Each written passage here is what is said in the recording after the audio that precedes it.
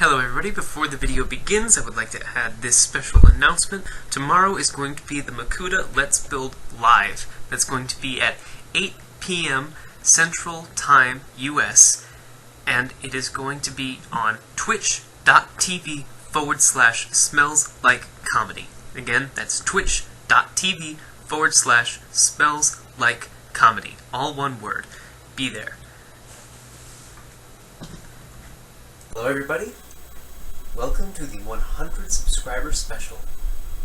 My name is Jabberwocky, and today, by popular request, I'm going to take you guys through my collection of Bionicles. Now this extends all the way back to 2001, so I'm expecting this video to be pretty lengthy. As you can see, we're starting off with a bit of a weird one. Now, the official Bionicle lore depicts the Skull Warriors as being foot soldiers, the lieutenants of the Skull Villain army. So, what better way to exemplify that than to have a few of them? 3, to be precise. I have them simply because they're nifty little guys. They have their bow and arrow, they have their spear. It is quite a good little character that was developed with these simple weapons. And, as you can see from the posing, there's endless possibilities. They're simple, they're effective.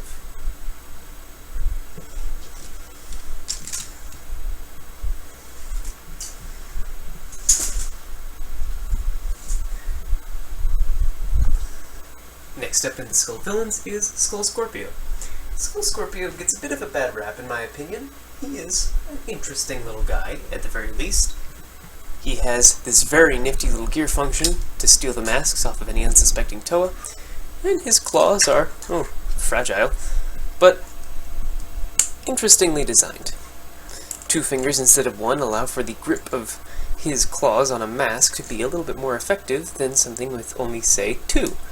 So, all in all, I enjoy it. Also, his mask is...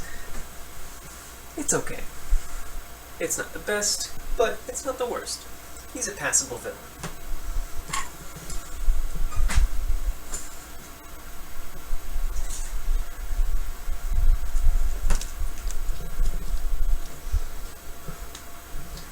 Next up, the Lord of Skull Spiders. I didn't know what to think of him. He was my very first Bionicle G2 set, so... yeah. I didn't know what to think of him. He was my very first Bionicle G2 set. I thought he was a little bit strange, maybe a little bit too cartoony for my taste, but I've grown to like him. Now, you won't see him on any of my shelves because he's currently in use in the Makuta mock, which you guys, hopefully, will see tomorrow. His function is interesting, albeit somewhat useless. It's still... it's passable. Maybe not for Bionicle, but perhaps he was just destined for a Chima line instead.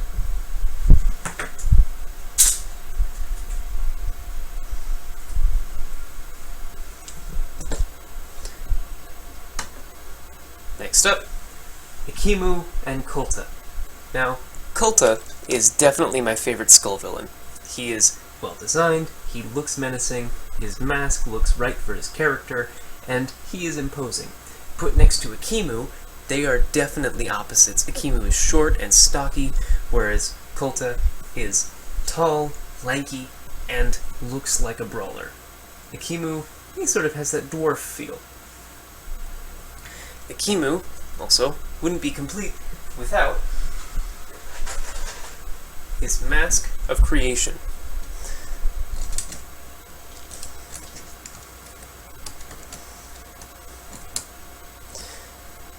Mask of Creation is definitely one of my favorite masks in all of G2. It looks regal, like a crown, and it definitely befits Okoto, the mask maker.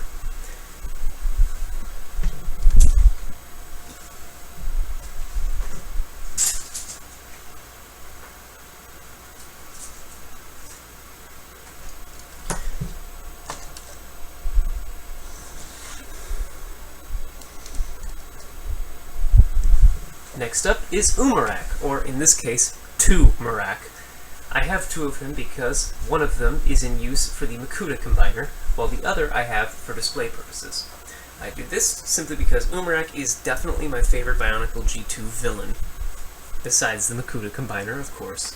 Umarak the Destroyer was a little bit, not great for me. He was big, sure, but he wasn't the best. Umarak, in my opinion, merged everything that the Bionicle G2 line wanted to do seamlessly into one complete package.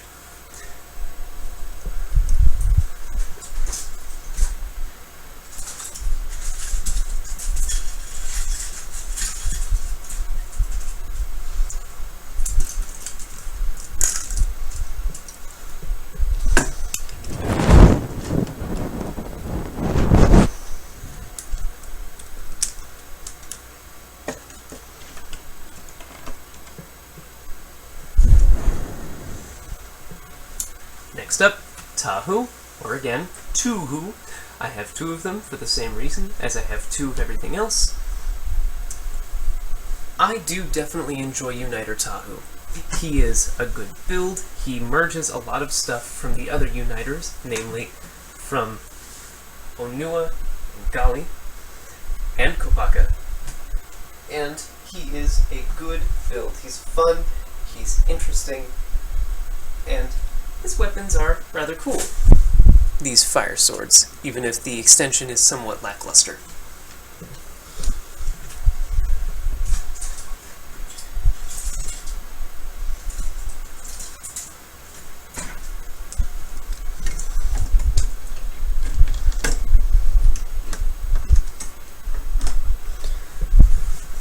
Now I have my Ikirs. Not pictured are the traps that come with Ikir. I believe I have one over here, but I clearly cannot find it. I'm not a huge fan of the shadow traps anyway. Ikir, he was okay. He was my very first creature, and I have to say, I did enjoy him. His look was interesting, his wings looked good, and when merged with Tahu, they were a good set.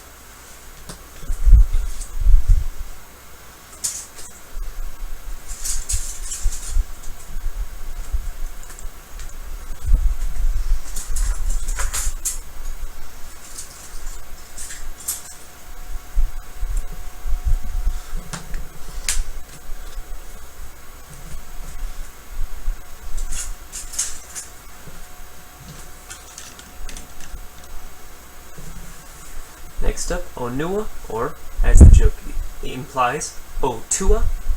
Two of them for the same reason as two of everything else. I did really like him. He was the most different than anyone else from his original counterpart. At no point did the original Onua have a hammer. He did kind of have a drill if you count the chainsaws, but this was definitely the most different out of anyone. The original Onua was also hunched over and not nearly as big and bulky as this one is. I like the change. Personally, I think it fits the character a lot more.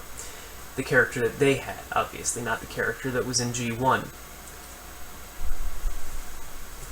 Overall, good set.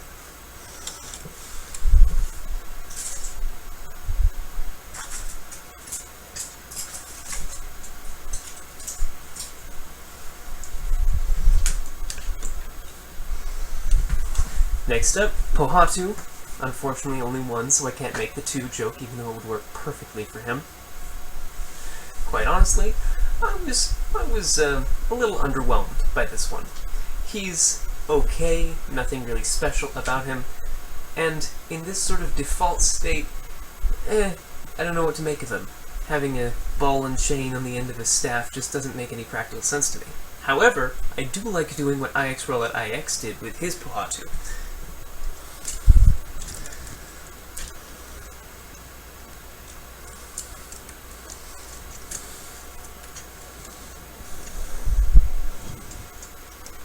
That simple change makes this character for me. The idea of him using two one-handed weapons, one a mace and the other a sword, makes perfect sense to me.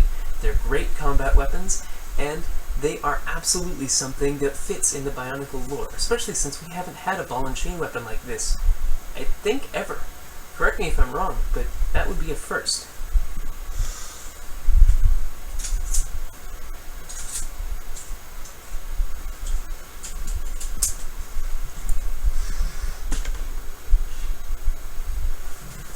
Next up, Uniter Gali. Gali was odd. She was probably the most difficult set that I had to get, mostly because, well, they weren't selling her in any of the stores around me for quite some time. They did eventually, but that was a lot later than when I got her. I got her through eBay, which shipped to one of my old addresses, so I had to take basically a giant trip down to my old address, intercept the package, and go all the way up here before being able to unbox her. I was very happy about the trip though, because she is definitely a worthwhile set. One of the only Gali sets to actually make her appear feminine. I'm not sure what it is. She has the same chest piece as everyone else, but it's something about the way that the mask is made and the way that the legs are sort of proportioned that gives her this very feminine feel. Maybe it's just me. Let me know in the comments.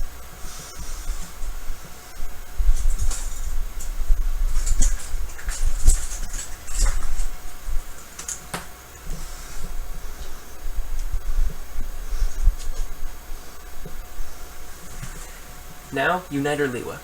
Lewa was a bit strange for me. He was always my favorite Toa of air, always being my absolute favorite element, simply because of the freedom that it allowed you. However, his weapons, they were a bit strange to me. I wasn't sure what to make of them. He couldn't easily move them around as though they were helicopter blades, but switching back and forth between a short and a long blade didn't seem that practical to me. I believe it's modeled after a similar weapon as the one in Hellboy. If you remember, the gas-masked character wielded a weapon very similar to this, with only one blade that he swung around in a circle. But I'm just not sure. These blades would have to be tilted sideways. Let me know what you guys think in the comments. My opinion of him, he's interesting. The yellow axles were very nice to me. I did like that his shoulders were brought much more in than any other Uniter. They gave him that very thin, agile look that I always crave in a Toa of air. I'm sorry, jungle.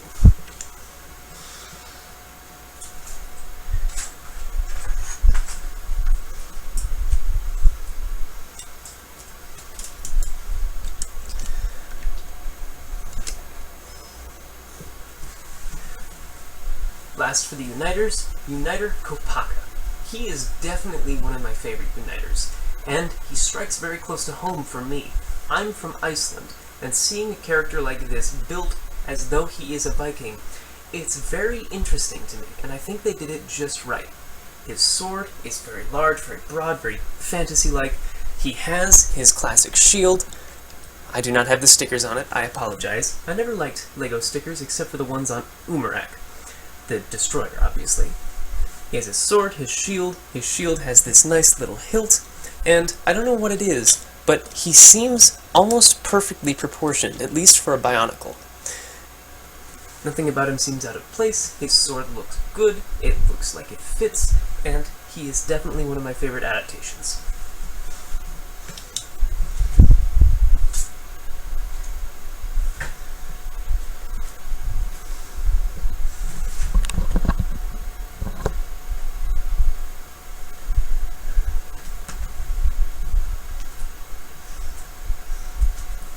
Next up, the creature of air. I'm not sure what to make of him. He's not a bird, like Ikir. He's not an insect, because he only has 4 legs. But that is a trait that he and Ketar share, so maybe he is supposed to be an insect, and insects in the Bionicle world are just strange. Who am I to judge? Nui Rama and Nui Jaga were also quite strange. But I do enjoy his function with his tail. I enjoy his wings. I think they look very good with Uniter Lewa. And his defensive postures are endless. He always seemed like the more aggressive of the creatures, which was a little strange watching Journey to 1 and seeing him be the most friendly. Again, maybe it's just me. Let me know what you guys think.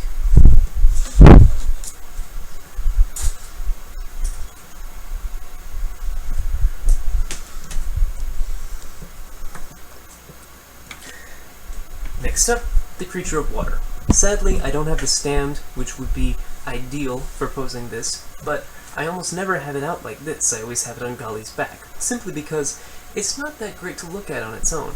Sure, it's a fish, a shark I believe it's officially, but I don't know what it is. It seems very flat and almost, I don't know, it feels more like it's one of those creator sets instead of like a Bionicle. It's very technic. All in all, I enjoy it, but I enjoy it more as part of its set.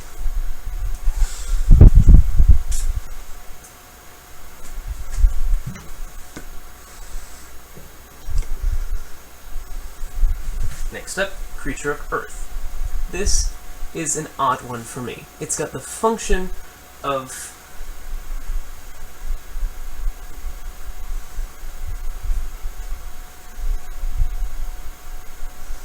This is an odd one for me, the Creature of Earth. He has a very specific function that seems to be almost like the alternative version of Mellum's function.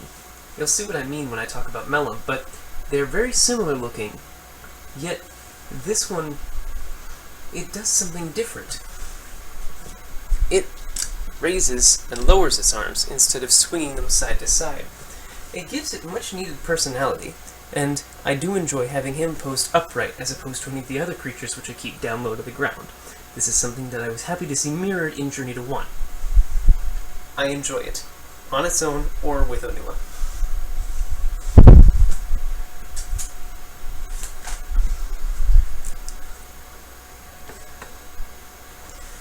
Here is Mellum. Mellum I always keep on all fours because he seems like a bear to me. Maybe that's just me, but I've always seen it as sort of a wolf or a bear, something like that. Something much larger and stronger, more capable in a fight than most of the other creatures. He's good to look at. He looks better on Kopaka. He definitely looks like a coat when Kopaka is wearing him.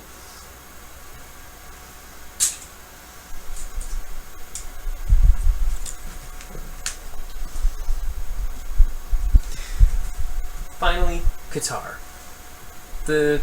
I'm going to go ahead and say worst of the creatures. He's not bad by any stretch of the imagination, he's just not my favorite. His function is lackluster and doesn't work when he's on Pohatu, which is nothing new for any of the creatures, but it's still a little bit strange to me. His swords make him look off balance, and his stinger tail feels like it should have been much more posable than it wound up being. The worst, but by no means bad. I still recommend it.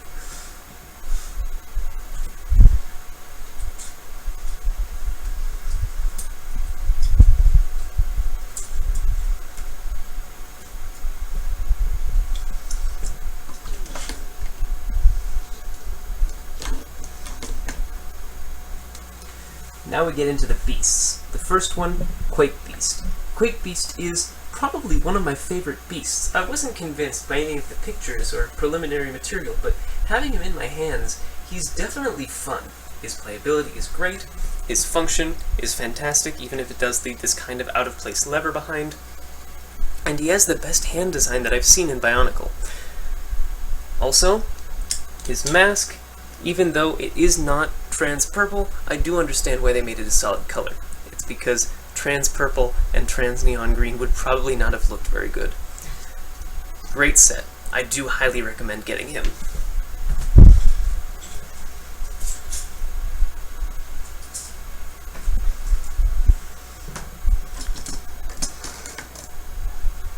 Next up, Lava Beast, or as Playstipling calls him, the Lava Chicken.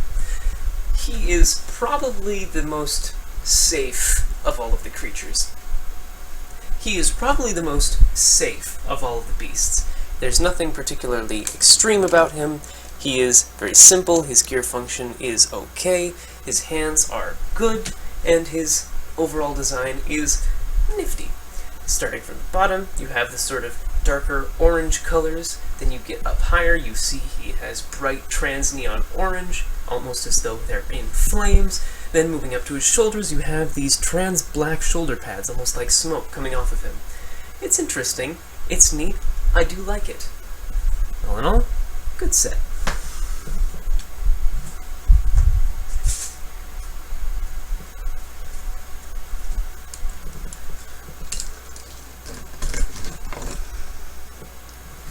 Next up is Storm Beast. He is one that I was, again, not quite convinced about. His hands looked nifty, but I had no idea what his function was. Now that I do know, I am in love. His posability and playability factors are through the roof simply because of this mechanic of his. Moving the tail causes his arms to lift, rise, fall, rinse, repeat. Once you find the correct balance and correct movements, he is so much fun to play with. I definitely recommend getting him.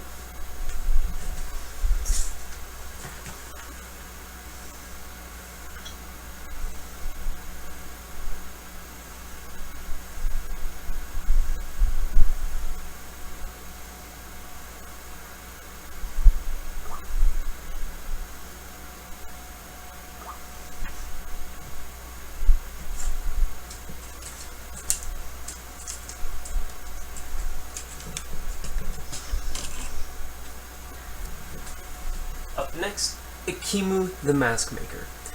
Now, this was something that I was almost convinced I would fall in love with. His design is perfect, he seems like a much more beefed up version of Ikimu. However, having him in my hands, he just doesn't feel complete. The number 4 shells don't quite reach up to the top, so he seems as though he's some, kid wearing pants that are too big for him, so they're falling around at his ankles. And up here, he just seems far too beefy. It worked when he was a smaller set because the armor was much more contained, but now that he's bigger, it just seems like there's too much. He's wearing a coat that's too big for him. His hammer seems like a strange jump from what it used to be, and his shield, it just sort of sits awkwardly no matter how you pose it. I can't give it a full hatred, though, because it does look very good when posed next to all of the Toa. However, I will say I'm not a huge fan of it by itself. Only get it if you want to add him to a set.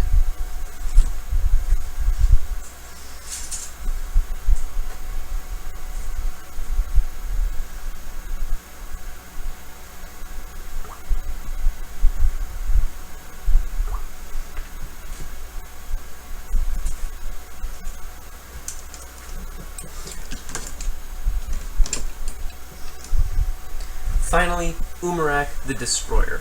The Destroyer was definitely the reason that I got interested in the Beast Wave at all. He's cool, he's big, he's bulky, and he's everything that I wanted in a Bionicle G2 villain. He's threatening, he's taller than any of the Toa. He's taller than the old Umarak, with horns included. And he is probably the only CCBS set, besides the Makuta one, that I would recommend buying simply for the build. Even the General Grievous set was nothing that special. All of the parts you could purchase from other places, and most of the design elements just felt slapped together and left exposed ball joints. But this, there's nothing exposed, there's nothing left out of place. The only exposed pin or axles that I could find were these axles right here in the hands and in the back of his, well, back. But his design definitely echoes the old Umarak, and he is large, imposing, and looks like a threat to the actual Toa. Underused in Journey to 1, but definitely used well in real life, if you know how to pose him and how to use him. I definitely recommend picking him up.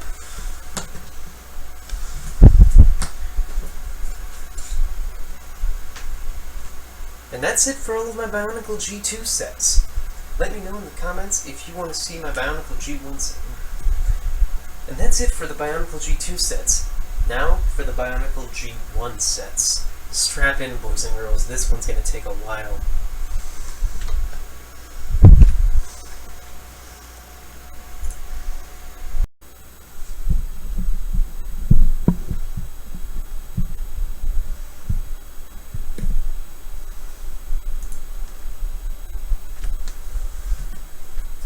Alright, kicking off the G1 Bionicles with my absolute favorite of all of them, Vizon and Cardus.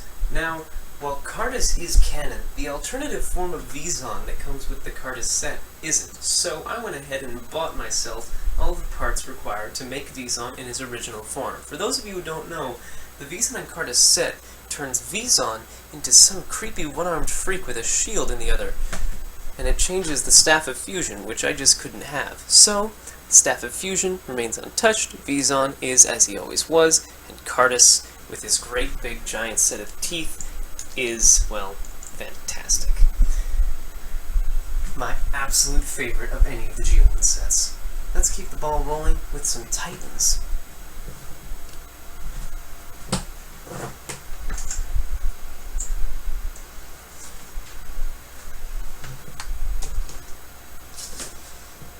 Up next, another one of my favorite Titans, Nocturne. Not favorite because of any particular aspect of his build, but instead favorite because of something that was new at the time. He had 4 arms, which, I don't know if you know this, but is not the usual allotted amount of arms for a, Bionicle at the very least. I can't think of another one that had 4 arms besides, maybe none of them. Maybe no one had 4 arms. In which case, Nocturne is a very odd outlier. But I am a fan of him, and he's definitely earned his place on my shelf.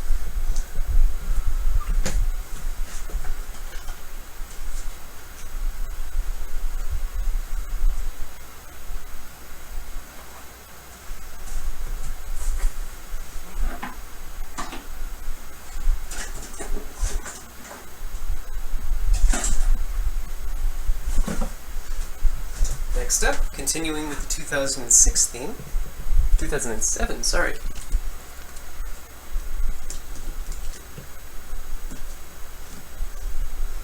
Next up, the Gadunkas. I have 2 of them, I will soon have 3. They are the goofiest looking Bionicle sets ever released. I mean, just look at these guys.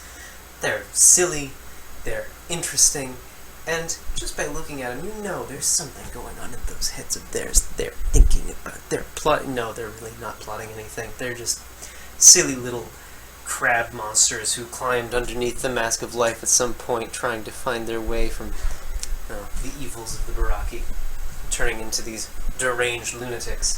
I have 2 of them. I want to have more. They're great. Definitely recommend.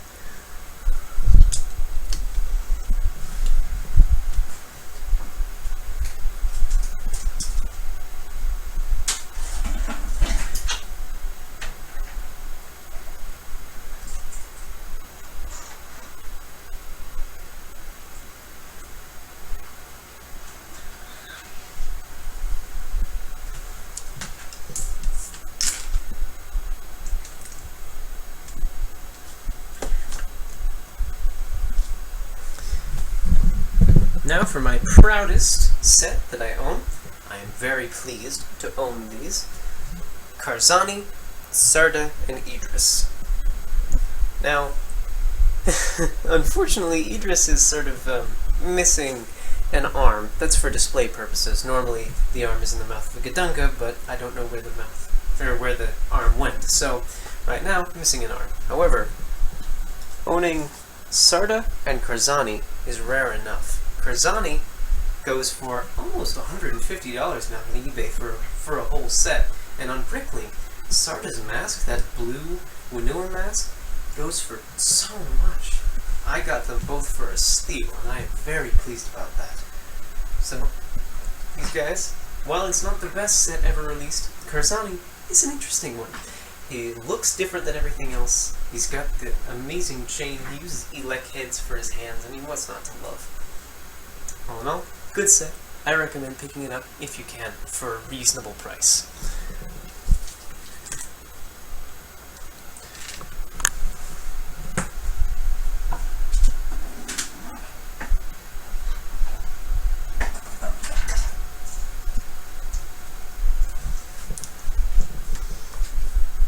Since we're talking about Sarda and Idris, it only felt right to bring up Dekar, everyone's favorite punching bag.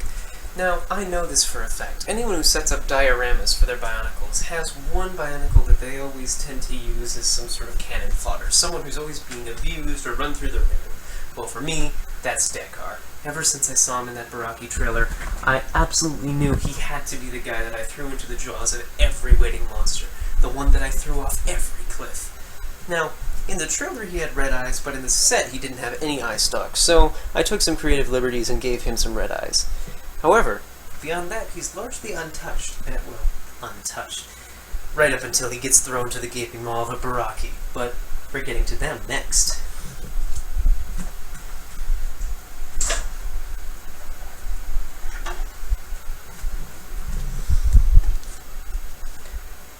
The Baraki are where things get interesting.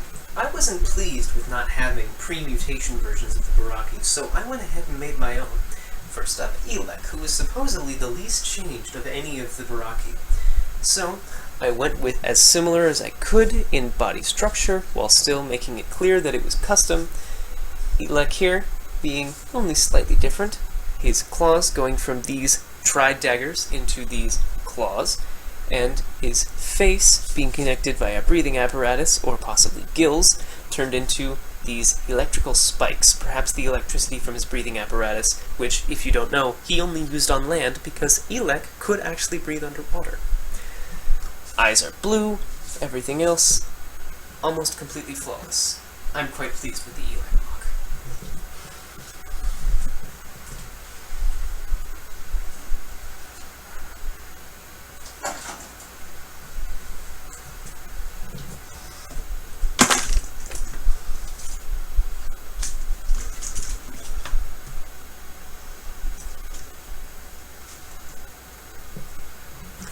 Up next is Takadox, another one that I'm very pleased with.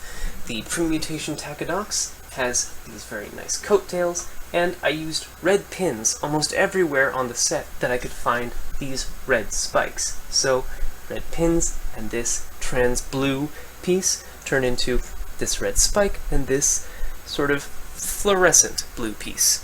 The same with the head, the eyes are red, Takadox's eyes also red. I am just very pleased with the fact that their mannerism and their stature is so similar between the two of them. And, quite honestly, mine looks like an official set as well. I am quite pleased. Takadox as well. Very interesting set. I was happy with him.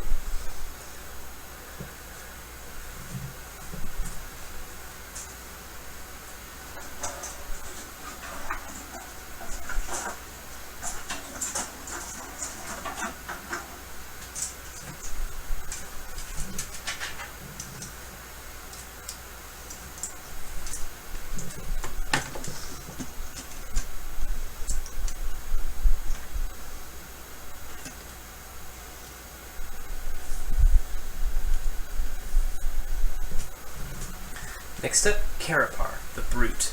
Now, Karapar, at least my pre-mutation version, has the best use of Brutaka heads that I have ever seen. These two sort of StarCraft-style giant shoulder pauldrons just make me giddy whenever I see them. One thing that I'm upset about is that I don't have a pearl gold mask for him, so I use tan instead. Not uncommon for your mask to be slightly different than the rest of your body. I'm looking at you, Takoa. Now, Karapar, the post-mutation version, I was always a fan of, but he had the strange limb issue in which his arms were longer than his legs. Lots of things had this, including the first official Motonui set. Not a huge stickler for it, but it's still slightly odd to see, so I keep Karapar crouched.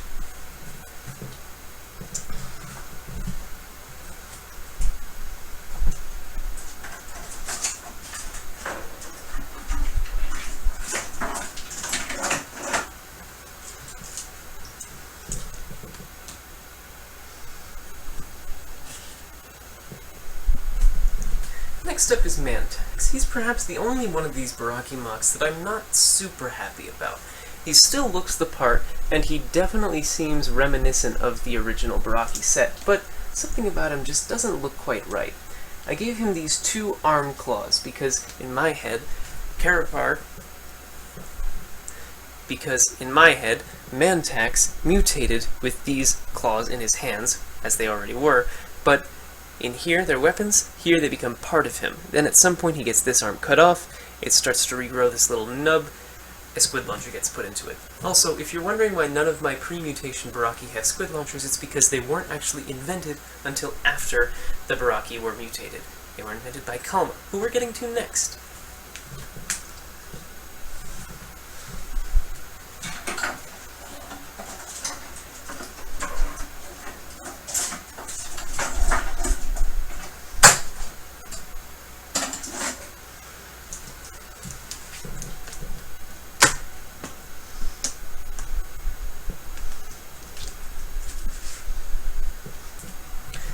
Now for Kalmah. someone that I'm a little bit on the fence about. I'm proud because I managed to retain the color scheme. His chest is predominantly black, and here it is black because the black pelvis piece goes up into his chest, and he does sort of retain the aspect. However, I had to use Kalmah's original armor pieces to replicate the look on the newer Kalmah, and I would have preferred doing that with some other kind of armor, maybe Inika shoulders or Paraka shin guards, but it just didn't look right, so I had to go with that. Secondly, I'm not too keen on the Furno blades. Yeah, they look okay, but it just doesn't seem fitting. Now, Kalmah, the world's worst inventor, invents the squid launcher, the world's worst weapon, so a little bit fitting.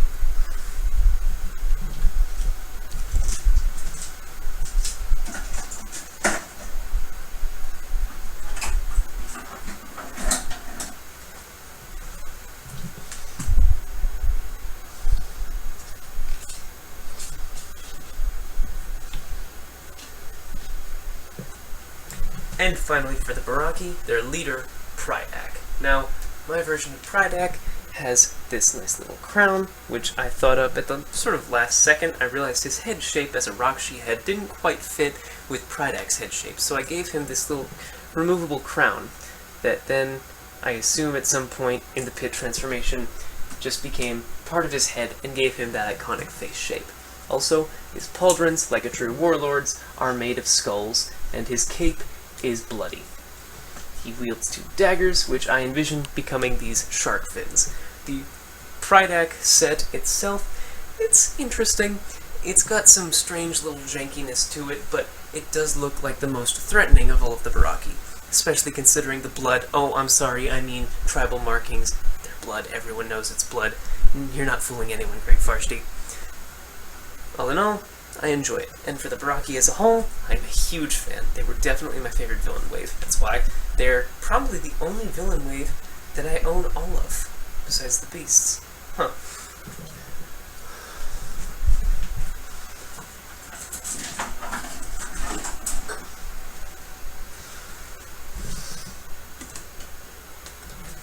Next up is Toa Lesovic. Now, I do own his Sea Speeder, but it is apart right now, and I didn't feel like putting it back together because it uses line pieces.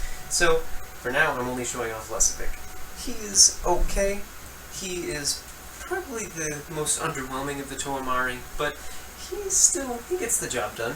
You look at him, you understand he's a Toa of Air, and you kind of get that feel of someone who just hates life and everything hates him, and he's just sort of shivering through it all, waiting to go home where his friends are no longer torn to pieces. Yeah, Lesovic's kind of a doom and gloom guy. Sorry.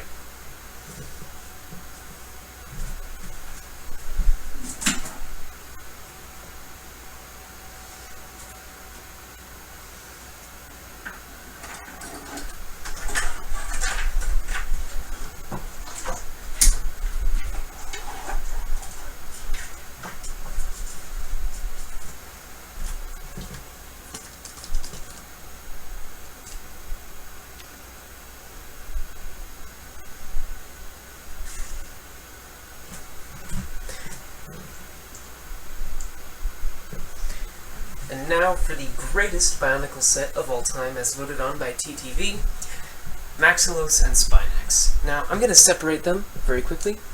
It's okay, Spinax, but Maxilos is kind of the star of the show.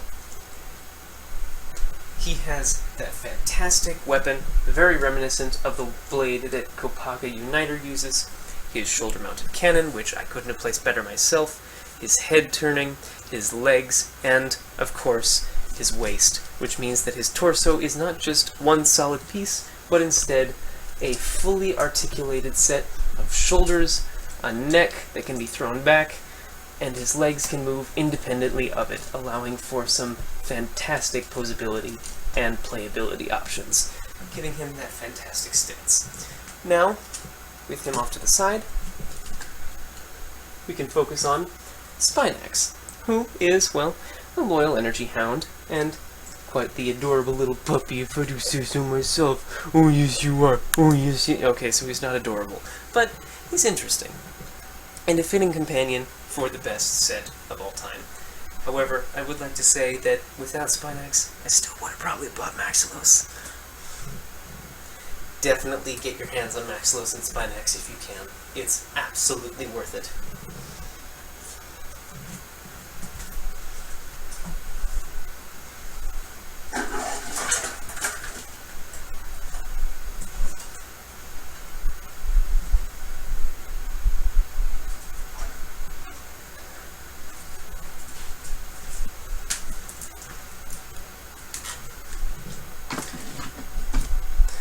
Since we've gone back to Titans, and since we haven't touched on them yet, it's only fitting to go to vehicles. Now, this is the only vehicle that I own, the Mazica.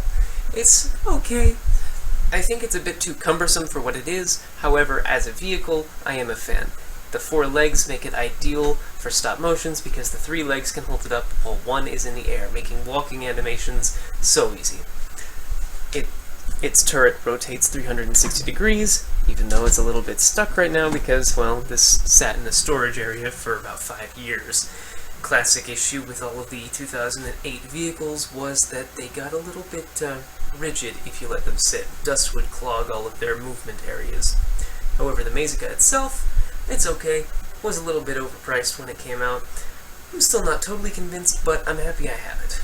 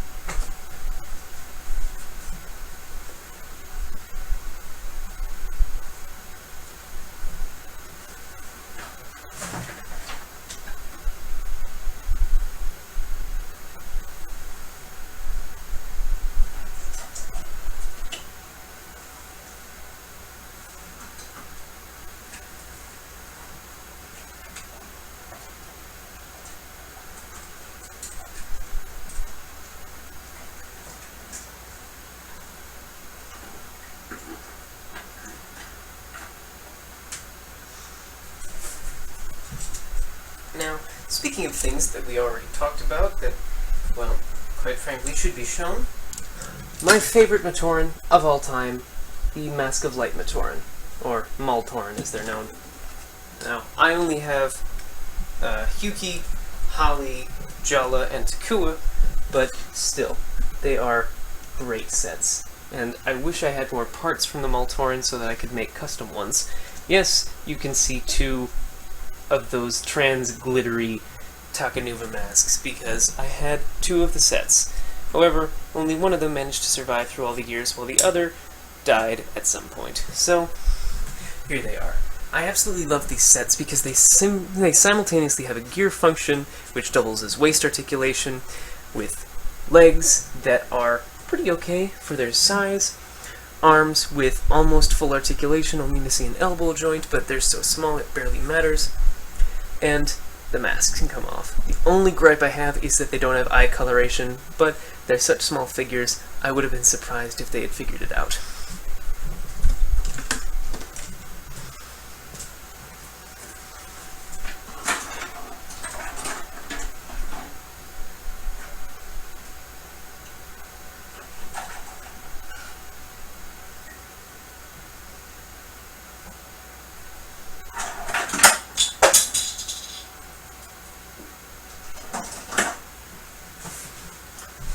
Next up, it's always important to mention the little guys.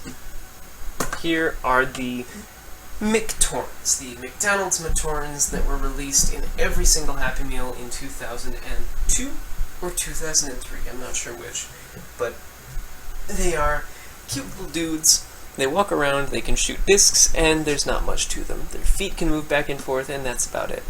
The Paru here is from the box source set, but the box source set itself is currently apart, so I was not able to show that off in this video.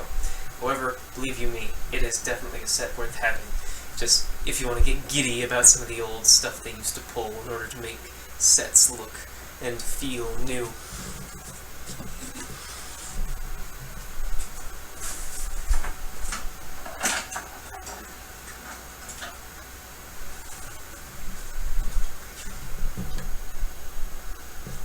Since we're sort of on the topic of Matoran, here is the stupid, idiot, dumbass backstabber himself. If you don't know, this particular Matoran helped Makuta out when Makuta was taking over Metro Nui, and I'm pretty sure we all want to do this to him just for good measure. That's what you deserve, you prick.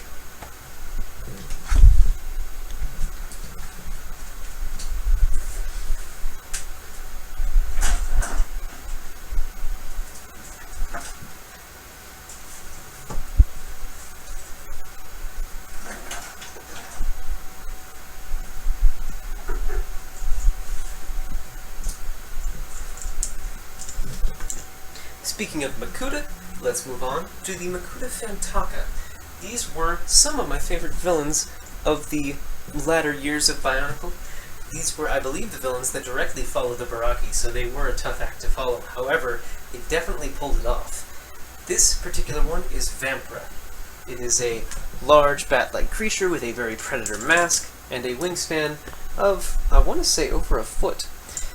It definitely looks like a bat, and its silhouette is quite terrifying. So, if you see one of these flying at you, beware.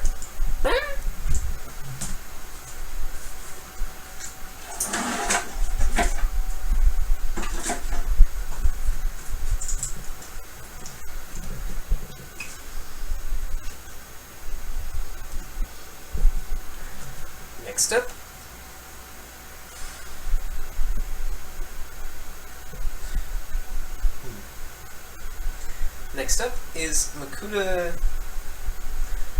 I forget his name. Ouch.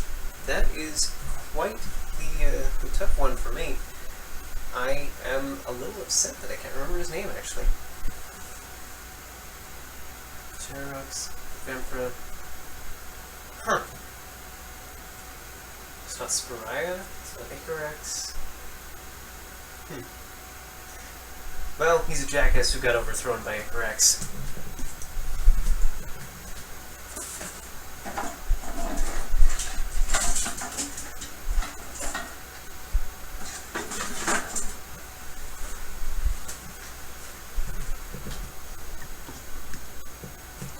Next up, Makuta Chirox, the experimenter of the Phantoka Makuta. He is a little bit menacing, and from the side you can definitely tell he is a bat. He has an interesting mask shape, although it does leave the actual head a little bit too exposed for my liking.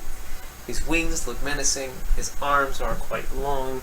I'm not sure why they're so long, but, you know, they're there. He's okay. He's sort of like if a Makuta was put in a straitjacket and then the arms of the straitjacket were all floppy. That's what he looks like.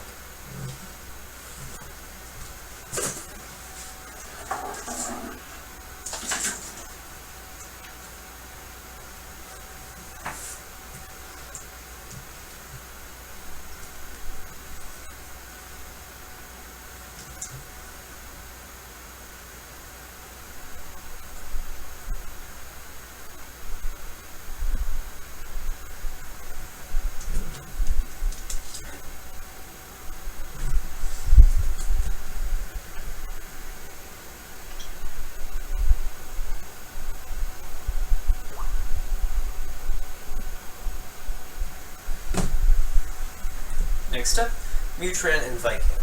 Another one of my favorite Makuta Phantoka sets. Very simply, they are an experimenter and an experimentee. They're my favorite because they were a Walmart exclusive set, but I managed to get my hands on them for fairly cheap and not too long ago. They are, well, I suppose you'd call them now Uniters, in that Vikan can attach to Mutran's back. It looks a bit goofy and I won't show it off here, but if you want me to do a more intensive review, I will surely do it for you. Overall, interesting. The recolors on the masks are what sold this for me. I'm happy I own them.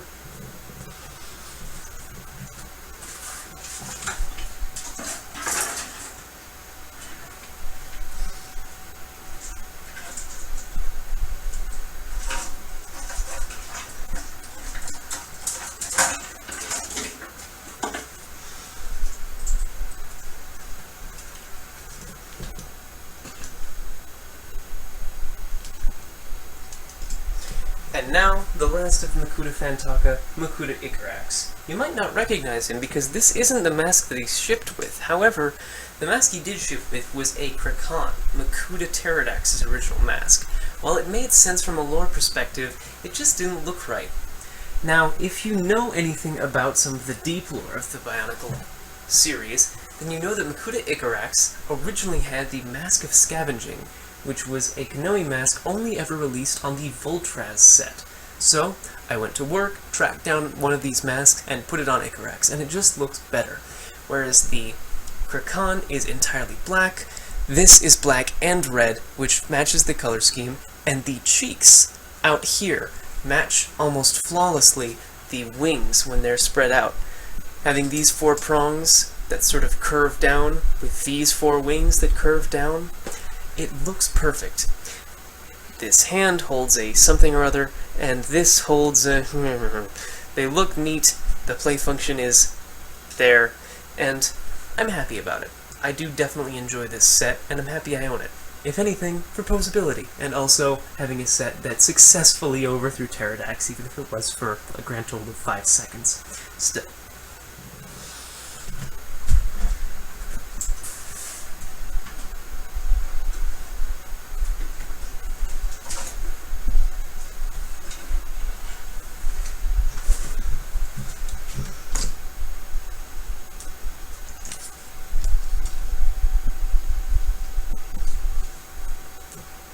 Next up, because we were talking about Makuta, the Toa Hagah. I am a huge fan of the Toa Hagah as sets. They combine everything I love with the Toa Metru with everything that I loved about the Anika build. They have full articulation, arms that are proportional, heads that work just fine, and they are unique. And they fall over. Their feet are a little small. I will let him sit there. I will use Iruni. Now, if you don't know, they are Norik, which is this one, and Iruni, which is this one. They come with a shield that deploys a disc and a staff of a specific element. The staff itself does contain powers, so if someone who had no elemental powers picked up one of these staffs, they could, in theory, have elemental powers for a grand total of 2 minutes, at which point the Toa Hagah would reclaim their staffs. But still, it'd probably be fun. I'm happy I have both of them. These were the celebratory 25-year anniversary sets that were released when LEGO turned 25 years old, I believe. Or the LEGO building system turned 25 years old. So, happy I own them. They are fun sets, and absolutely worth having.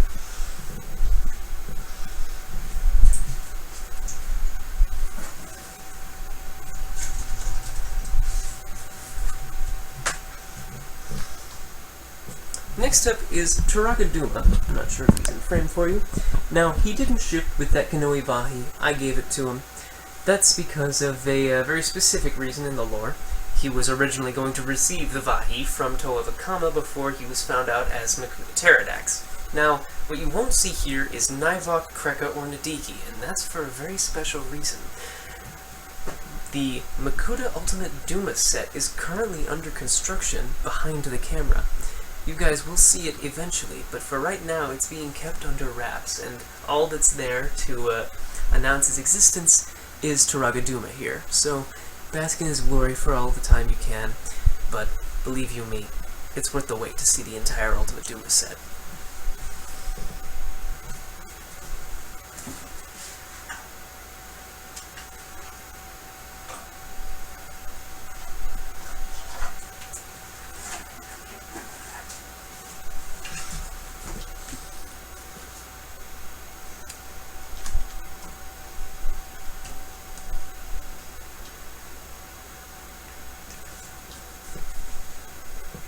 Next up are the Skrull. This is Tuma, who has no stickers on his head. Again, not a fan of LEGO stickers. The Skrull Warrior, and the Skrull Stars set. Now, the Skrull Stars set is about as useless as a paperweight, so he can go back there. However, Tuma and this Skrull are very interesting indeed. You can see Tuma's shield is the same as the Skrull shield. I need to get this repainted to be green as it was in the movie. However, both of them are decent in their own right. I am in fact a fan of how they look next to each other, and Tuma being black and green is definitely a nice contrast to Skrull being red and black. I'm happy I own them. They are definitely two sets that go well with each other, and I'm proud to call them Bionicle sets. Tuma, underused villain, but absolutely a worthwhile set to have. Come here, you lime green piece of plastic.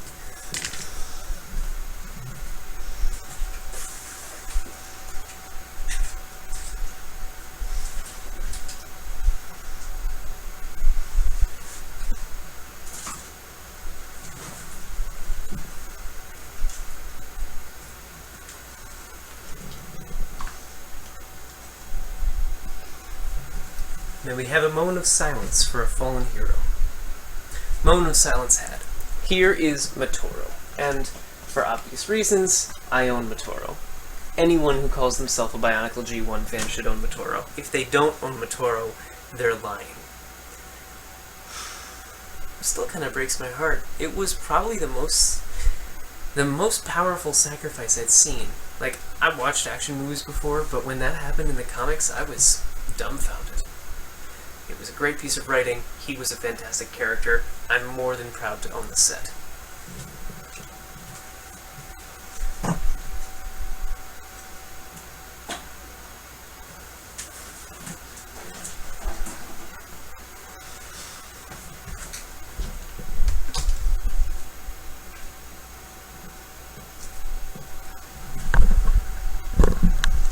Next up is Takanuva and Takanuva. Now, Takanuva is an okay set, while Takanuva is a pretty okay set, and Takanuva is one of my favorite sets. Also, Takanuva is missing something.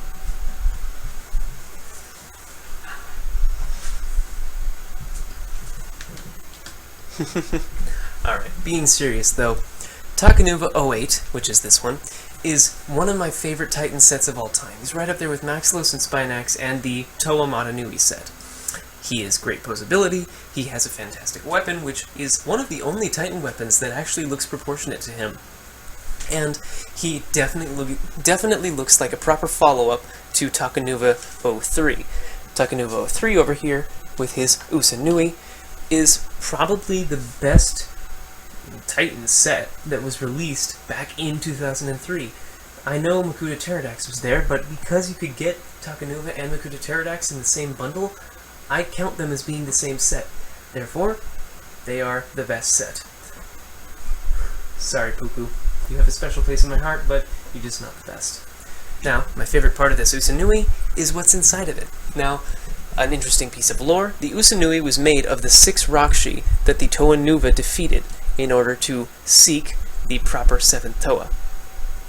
And because of this, it has 6 Rakshi backs on it. Inside these Rakshi backs, you could put whatever you wanted, spare parts or Krana.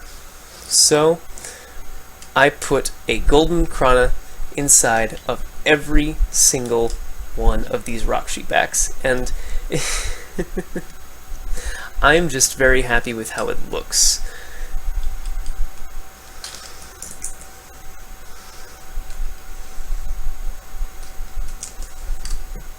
It's probably the nerdiest thing in my entire Bionicle collection to have these Krata, but I don't know, it's something about just knowing that they're there.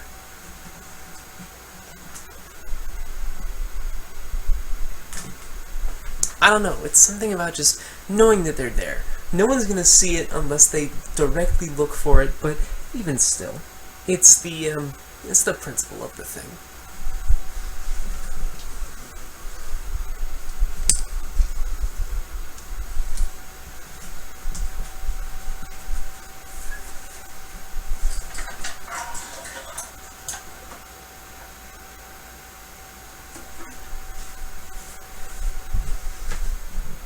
Before I move on to the conclusion, a very quick showing off of everyone's favorite barbarian, Volrox. Now, Volrox is easily my favorite of the Glitorian sets. I wasn't super overwhelmed with the Matanui set, especially since the Toa Matanui set came out afterwards, but Volrox is just such a simpleton, and he is great for posing. He has a very nice, very simple weapon, and he's just good at quoting Shakespeare. Alas, I knew him Volroxian.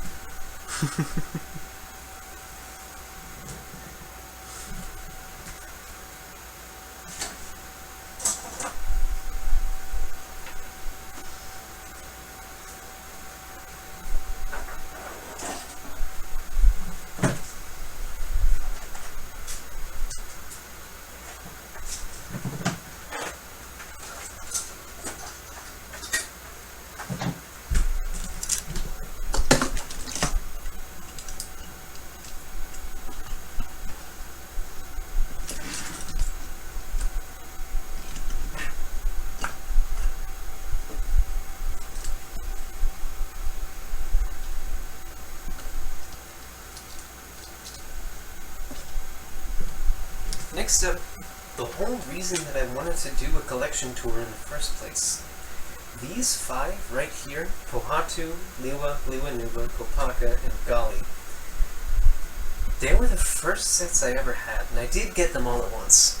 See, the way I got into Bionicle was, I was a young kid, like maybe 4 or 5 years old, and my brother had all of these sets. He had some Bulrok too, but I have since, well, I'm about to find out. I stole his Bionicle sets when I was a kid. I was fascinated by them. I loved taking them apart, putting them together. The lore of it captivated me. I read every single comic book until they stopped printing them.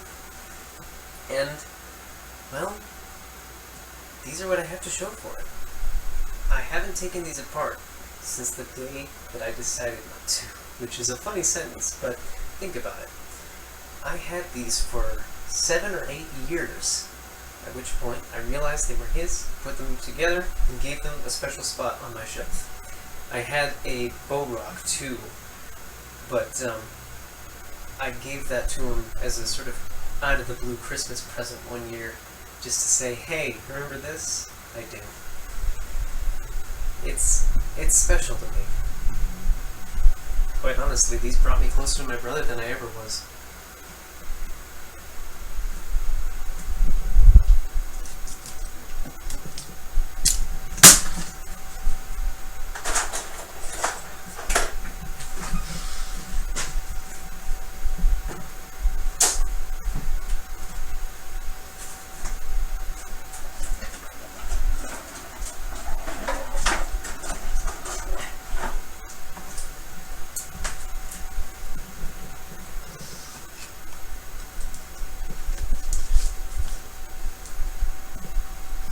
And now, the Okoto and Titan. I am in love with this set. I am absolutely a huge fan of it. I know some people were a little underwhelmed. They didn't like the hands or the arms or the whatever. The legs, the arms, the torso. I don't care what you have to say about it. It's all wonderful. It's a great send-off. It is probably the best Bionicle set that I could have asked for at the time that Bionicle was being cancelled. And everything about him just screams, I am the Great Spirit. Once I have the Makuta Ultimate Dume set complete, I'll put them side by side. They're going in one spot on my shelf, and I don't know that they're ever going to move, simply because they're that perfect. Ultimate Dume signified the opening of the greatest era of Bionicle history. Toa Mahri signified the end.